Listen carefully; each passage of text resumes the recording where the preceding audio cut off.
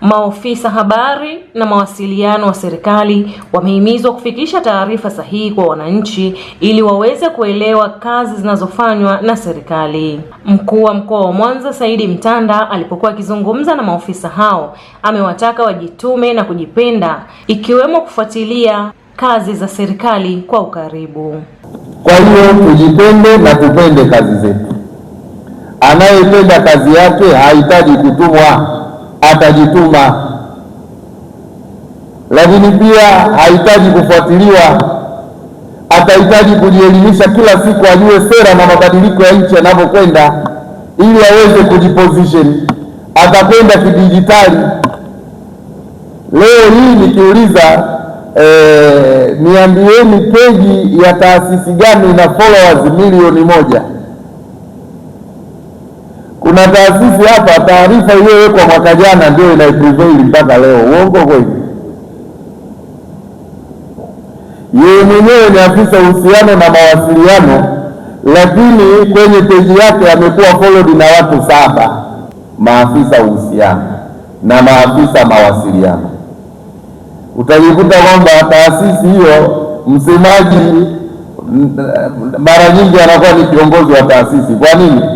Kwa sababu dawati lake la uhusiano mawasiliano kwa umma limekufa. Kwa hiyo kama limekufa, kiongozi anachukua nafasi. Kwa hiyo tunawaachia wanasiasa, tunawaachia viongozi kufanya kazi ambazo zingefanywa na maafisa uhusiano na mawasiliano kwa umma ndani ya serikali. Sio kwamba viongozi wanapenda masuala ya kuwa mstari wa mbele, kila jambo wakakanusha, kila jambo wakafanya hivi, lakini kama taasisi yake hilo halifanyiki na yeye anaona lina damage kubwa kwa taasisi yake, basi anajigeuza yeye mwenyewe ndio afisa uhusiano mawasiliano kwa umma. Kwa hiyo sisi tunao wajibu wa kutimiza wajibu wetu wa kufanya kazi zetu vizuri, ili viongozi wetu wasiwe na kazi ambazo si zao, kwa sababu kwanza hawajazisomea. Kwa hiyo ni sisi wenyewe tukichangamkia fursa zetu vizuri, tukiwa na visibility ya kazi zetu, tutajua taasisi fulani inafanya kazi yake vizuri, na wewe utakuwa na mchango mkubwa kwa taasisi hiyo.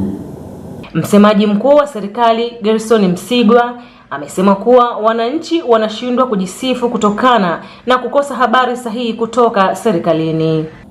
Inaondoa ile hali ya wananchi kujiamini na kutembea kifua mbele na nchi yao kwa miradi inayotekelezwa sasa hivi kwenye nchi yetu ambayo haijawahi kutokea.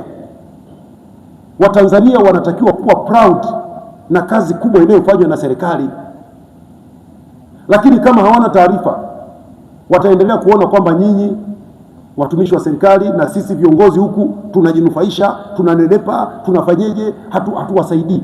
Lakini kumbe ukweli ni kwamba ziko kazi kubwa zinafanyika kwa ajili yao. Sisi maafisa habari ndio tunatakiwa tukaeleze. Leo kupitia TIB pale, Benki ya Uwekezaji Kilimo, serikali imeweka fedha zaidi ya bilioni 450 kwa ajili ya kuwezesha Watanzania kukopa na kuwekeza kwenye kilimo, iwe ni miundombinu, sijui miundombinu ya umwagiliaji, iwe kuwezesha kupata pembejeo, kuanzisha mashamba makubwa. Twendeni tukawapatie hizo taarifa, ndio kazi yetu. Tuwaambie kwamba kwa kuwekeza kwenye bwawa la umwagiliaji, ndugu yangu, nenda kalime, utapata ajira, utapata kipato, utahudumia familia yako. Lakini ukipata ajira pale tutapata fedha, mchere ukiwa mwingi tutapeleka nje ya nchi, tutapata fedha zitasaidia kwenye uchumi wa nchi yetu. Ni kazi yetu sisi maafisa habari. Mmenielewa vizuri ndugu zangu? Hii ni Tanzania Habari.